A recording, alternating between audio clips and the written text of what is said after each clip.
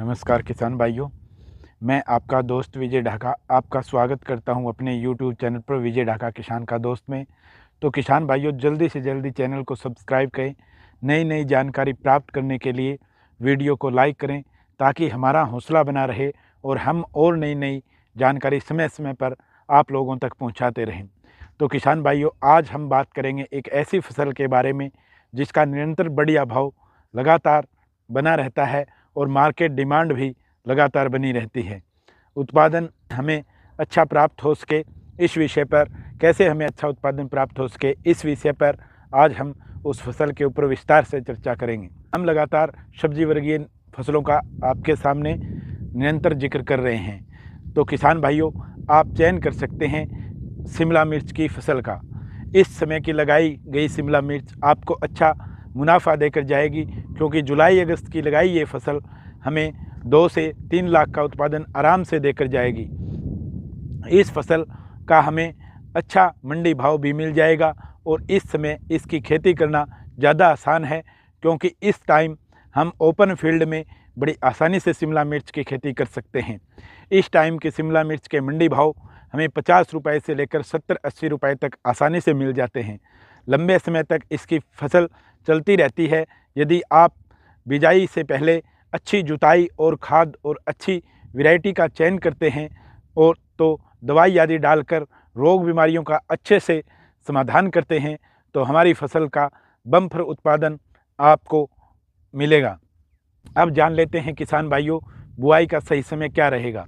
वैसे तो किसान भाइयों, इसकी बुआई साल भर अलग अलग एरिया में चलती रहती है, परंतु ये समय अगेती बिजाई का होता है। इस समय की बिजाई हमें बहुत अच्छा उत्पादन देकर जाती है।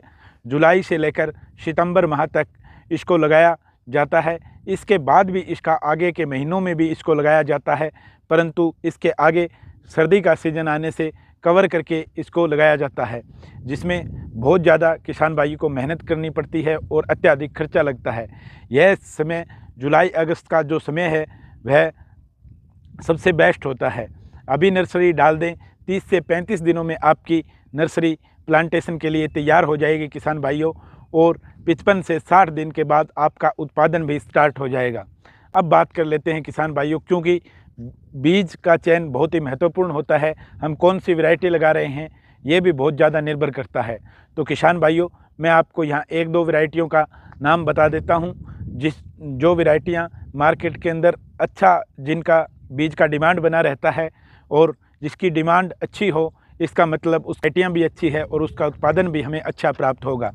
इसके अंदर पहले नंबर पर आती है सेमिनेस कंपनी की हंटिंगटन वैरायटी, और दूसरे नंबर पे आती है सिजेंटा की इंदिरा वैरायटी। इन दोनों वैरायटियों में से आप जिस भी वैरायटी का चयन करो, आपके लिए दी बेस्ट रहेगी किसान भाइयों।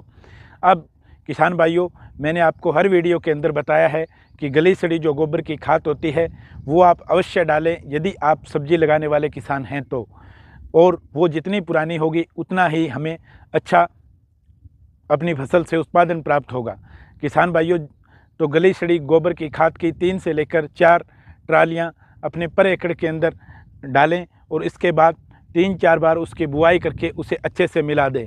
इसके बाद किसान भाइयों, जब हमारी प्लांटेशन की तैयारी हो तो उससे पहले हमें कौन सी रासायनिक खाद देनी होती है, इसके बारे में भी मैं आपको डिटेल में बता देता हूं। अगर किसान भाइयों रासायनिक खाद की बात करें तो डीएपी हमें पर एकड़ 50 केजी रहेगी, एसएसपी हमारी पर एकड़ 100 केजी रहेगी, और जो हमारी पोटास है, पोटास में मैंने आपको हमेशा बताया है कि एसओपी ही यूज करें एमओपी की बजाय।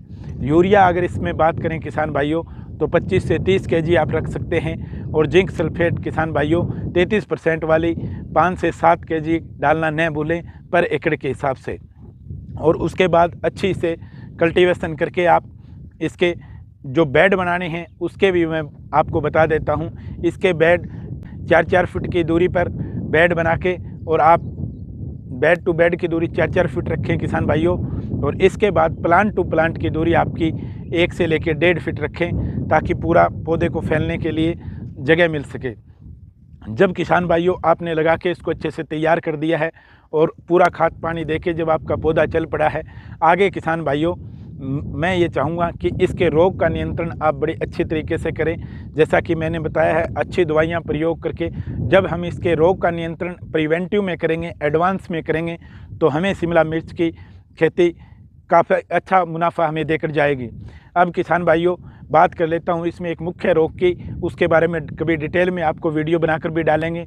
जो इसके अंदर लीफ कर्ल जो होता है, एक बार जो लीफ कर्ल आपकी, चाहे शिमला मिर्च हो चाहे अपनी सिंपल मिर्च हो, अगर एक बार इनके अंदर लीफ कर्ल ने अपना पैर पसार दिया तो फिर वो नहीं रुक पाएगा और हमारी बनी बनाई खेती नष्ट हो जाएगी। इसलिए किसान भाइयों, समय समय पर उचित कीटनाशकों का प्रयोग करते हुए और अपनी फसल को लीफ कर्ल से बचाते हुए एक अच्छा उत्पादन प्राप्त करें।